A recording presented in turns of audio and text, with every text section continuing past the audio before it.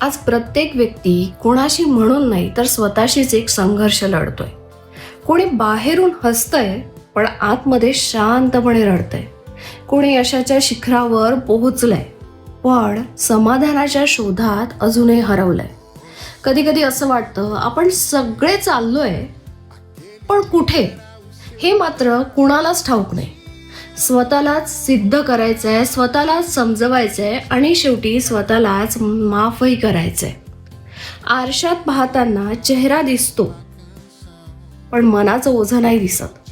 थकलेले सगळेच आहे पण कुणी थकवा मान्य करत नाही. आज प्रत्येक व्यक्तीला आपल्या आतल्या गोंधळाशी लढताना एक शांत चेहरा ठेवायचा आहे. कारण या जगात सगळं दाखवायचं असतं पण आतला तुटलेपणा लपवायचा असतो. कधी वाटतं आपण सगळेच एक कलाकार आहोत. फरक एवढाच की प्रेक्षक म्हणजे हे जग आणि नाटक आपलं आयुष्य.